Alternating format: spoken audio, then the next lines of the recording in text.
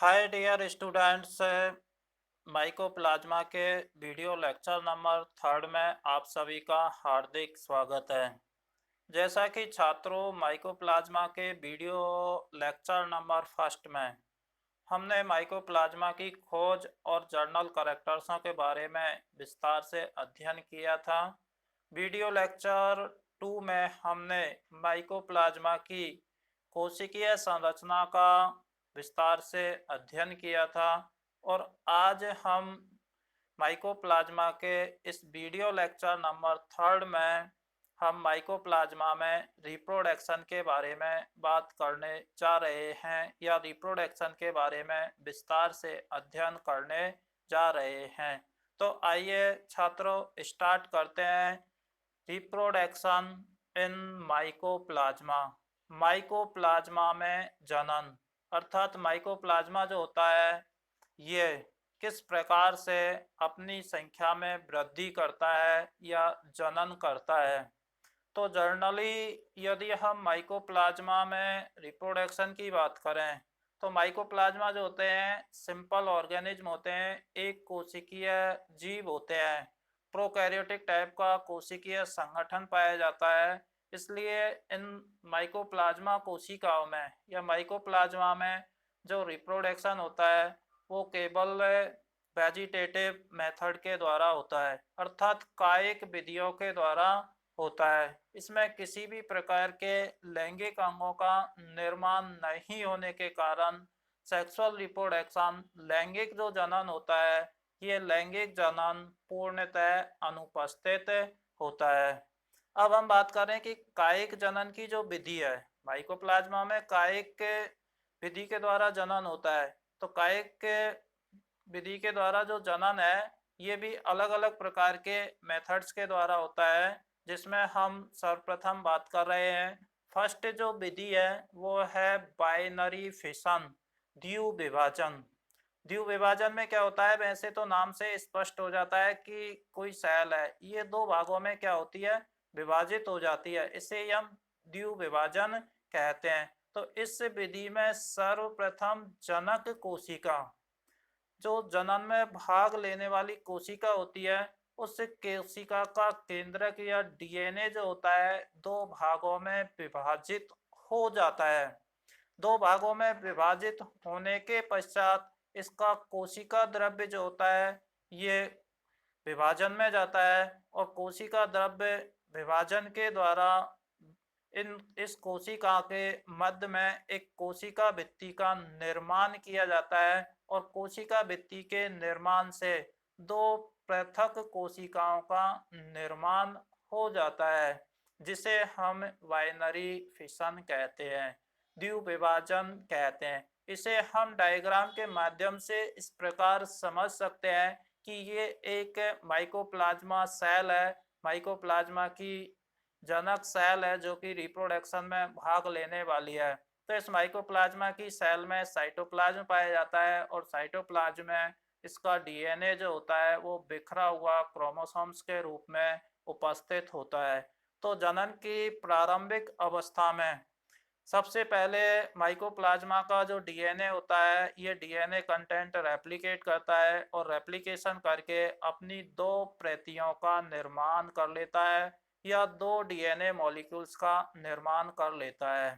Next stage में ये DNA के मॉलिक्यूल्स एक दूसरे से सेपरेट हो जाते हैं, पृथक हो जाते हैं और अलग अलग ये अरेंज हो जाते हैं। डीएनए के मॉलिक्यूल्स के अरेंज होने के बाद इस ये जो सेल पाई जाती है जनक कोशिका, इस कोशिका में मध्य में काइनेसिस की प्रक्रिया के द्वारा, कोशिका द्रव्य विभाजन के द्वारा इसके मध्य में एक कोशिका भित्ति का निर्माण किया जाता है, सेल वॉल का निर्माण किया जाता है और सेल वॉल के निर्माण होने के पश्चात ये जो एक कोशिका होती है ये दो समान कोशिकाओं में पृथक पृथक हो जाती है, जिससे हमें एक जनक कोशिका से दो समान डॉटर सेल्स से प्राप्त होती है और इस प्रकार का जो जनन होता है इसे हम बाइनरी फिशन कहते हैं। तो ये बाइनरी फिशन की विधि हो गई। नेक्स्ट जो विधि है वो है मुकुलन बाइंडिंग। सेकंड जो विधि है वो मुकुलन की है।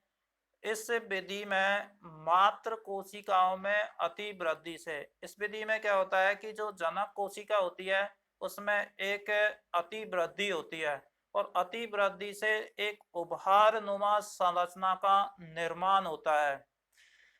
ये जो उभार नुमा संरचना होती है, इस उभार नुमा संरचना को हम बड़ या मुकुल कहते हैं। इस प्रकार अनेक मुकुल कोशिकाएं जो होती हैं एक लंबी श्रृंखला का निर्माण करती हैं। लंबी श्रृंखला का निर्माण करने के पश्चात इस श्रृंखला में से प्रत्येक कोशिका वृद्धि करके या पृथक होकर वृद्धि करके नए माइकोप्लाज्मा का निर्माण करती है। इसे भी हम डायग्राम के माध्यम से इस प्रकार से समझ सकते हैं कि यह एक पेरेंट सेल है और इस पेरेंट सेल में यह जनक कोशिका है। ये जनक कोशिका रिप्रोडक्शन में भाग लेती है। इसके मध्य में ये क्रोमोसोम्स पाए जाते हैं। सबसे पहले ये क्रोमोसोम्स जो होते हैं ये क्रोमोसोम्स रेप्लिकेट करते हैं या क्रोमोसोम्स डीएनए से बने होते हैं और इनका डीएनए कंटेंट रेप्लिकेट करता है और रेप्लिकेशन कर दो भागों में ये विभाजित हो जाता है, जिसमें से एक डीएनए की प्रति जो होती है इसमें पहले एक अति वृद्धि होती है और इस अति वृद्धि होने के बाद एक डीएनए की प्रति जो होती है इस अति वृद्धि में ट्रांसफर हो जाती है और ट्रांसफर होने के बाद इस प्रकार यह जो क्रम है इसमें लगातार चलता रहता है और लगातार चलते रहने से एक मुकुल की चैन बन जाती है। कलिकाओं की बड़ जो होती है इनकी चैन बन जाती है, श्रृंखला का निर्माण हो जाता है और श्रृंखला का निर्माण होने के बाद ये प्रत्येक जो सेल है वर्ड चैन में जो सेल है ये सेपरेट होती है, इस चैन से अलग हो जाती है और अलग होकर के नए माइकोप्लाज्मा कोशिकाओं का निर्माण करती है। तो इस प्रकार माइकोप्लाज्मा में मुकुलन विधि के द्वारा रिप्रोडक्शन पाया जाता है। थर्ड जो मेथड है वो है फ्रैगमेंटेशन, विखंडन। यह जो विधि है मुख्यतः ऐसे माइकोप्लाज्मा जिनकी आकृति फिलामेंट के रूप में पाई जाती है, तंतु की के रूप में होती है, ऐसे माइकोप्लाज्माओं में इस विधि के द्वारा या विखंडन विधि के द्वारा रिप्रोडक्शन होता है। तो इस विधि में तंतुकीय माइकोप्लाज्मा की जो कोशिकाएं होती हैं ये मूल तंतु से टूटकर अलग हो जाती हैं। माइकोप्लाज्मा की जो कोशिकाएं होती हैं वो पेरेंट फिलामेंट जो होता है इससे टूटकर अलग हो जाती हैं और टूटी हुई प्रत्येक कोशिका विकसित होकर के एक नए फिलामेंट का या माइकोप्लाज्मा सेल का निर्माण कर लेती है। तो इस प्रकार फ्रैगमेंटेशन के द्वारा इसमें रिप्रोडक्शन पाया जाता है। नेक्स्ट जो लास्ट विधि है माइकोप्लाज्मा में रिप्रोडक्शन की वह फोर्थ है बाय एलिमेंट्री बॉडीज, प्रारंभिक काय द्वारा। ये जो वेजिटेटिव रिप्रोडक्शन की जो विधि है ये एक विशिष्ट प्रकार की स्पेशल टाइप मेथड है जो कि केवल माइकोप्लाज्मा कोशिकाओं में ही ये पाई जाती है या माइकोप्लाज्मा में ये विधि होती है। तो इस मेथड में क्या होता है कि माइकोप्लाज्मा जो होता है ये माइकोप्लाज्मा में विशिष्ट प्रकार की गोलाकार संरचनाओं का निर्माण किया जाता है। इसमें क्या होता है कि एक माइकोप्लाज्मा सेल जो होती है कुछ विशिष्ट प्रकार की गोलाकार कोशिकाओं का निर्माण किया जाता है और इन विशिष्ट गोलाकार कोशिकाओं को हम प्रारंभिक संरचनाएं या निम्नतम जनन इकाई भी कहते हैं। जो छोटी संरचनाएं होती है इन्हें एलिमेंट्री बॉडीज या प्रारंभिक संरचनाएं या निम्नतम जनन इकाई के नाम से ये जानी जाती है। ये प्रारंभिक संरचनाएं क्या होती है कि प्रारंभिक संरचनाएं फूलकर बड़े आकार की कोशिका का निर्माण करती हैं। जब रिप्रोडक्शन करना होता है तब ये एलिमेंट्री बॉडीज अपनी साइज को इंक्रीज करती हैं और इंक्रीज करने में लगभग 5 से 6 डेज का समय ये लेती है। तो 5 से 6 दिन में ये इंक्रीज करती हैं, अपनी साइज को बड़ा करके एक बड़ी कोशिका का निर्माण कर लेती हैं। अब ये बड़ी कोशिका जो होती है, ये बड़ी कोशिका विभाजित होकर नई माइकोप्लाज्मा कोशिकाओं का निर्माण कर लेती है। अब ये जो नई बनी माइकोप्लाज्मा कोशिकाएं होती हैं, बाद में मैचुरेट होने के बाद, परिपक्वन के बाद, ये नई माइकोप्लाज्मा कोशिकाएं अपने जीव द्रव्य का, प्रोटोप्लाज्म का असंख्य छोटी छोटी उप इकाइयों में विभाजित करती हैं और विभाजन कर ये पुनः नई प्रारंभिक काय का निर्माण करती है। इस प्रकार रिप्रोडक्शन का जो साइकिल है ये इसमें चलता रहता है। इसे हम डायग्राम के माध्यम से इस प्रकार समझ सकते हैं कि ये प्राइमरी एलिमेंट्री बॉडी होती है, प्रारंभिक काय होती है, और ये प्रारंभिक काय रिप्रोडक्शन के दौरान सबसे पहले अपनी साइज को इंक्रीज करती है, साइज को बढ़ाती है, और इसमें एक इंटरमीडिएट सेल स्टेज आती है। इंटरमीडिएट सेल स्टेज के बाद ये लार्ज साइज की कोशिका का क्या कर लेती है, निर्माण कर लेती है। बड़े साइज की कोशिका का निर्माण हो जाता है, और बड़े साइज की कोशिका का निर्माण होने के बाद ये बड़े आकार की जो कोशिका है, इसका निर्माण होने के बाद ये डिवाइड होती है, और डिवाइड होकर के दो भागों में टूट जाती है।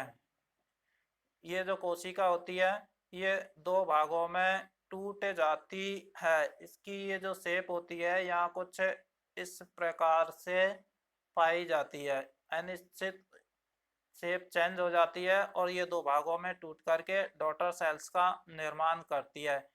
लेकिन डॉटर सेल्स का निर्माण होने के बाद उन्हें जब प्रारंभिक बॉडीज का निर्माण करना होता है, तो उस प्रारंभिक बॉडीज में या तो ये लार्ज सेल या फिर डॉटर सेल्स जो होती है, ये डॉटर सेल्स उन्हें अपने जीव द्रव्य का विभाजन करती हैं, और जीव द्रव्य का विभाजन कर छोटे छोटे खंडों में ये टूट जाता है, और जीव द्रव्य छोटे छोटे खंडों में टूटने के बाद ये जो कोशिका भित्ति की कोशिका झिल्ली जो पाई जाती है, ये कोशिका झिल्ली टूट जाती है, और कोशिका झिल्ली टूट करके नई एंटीबॉडीज को रिलीज करती है। तो इस प्रकार ये जो साइकिल है माइकोप्लाज्मा में रिप्रोडक्शन का, ये चलता रहता है, और ये जो विधि होती है ये है बाई एलिमेंट्री बॉडीज, अर्थात प्रारंभिक काय विधि के द्वारा इस माइकोप्लाज्मा में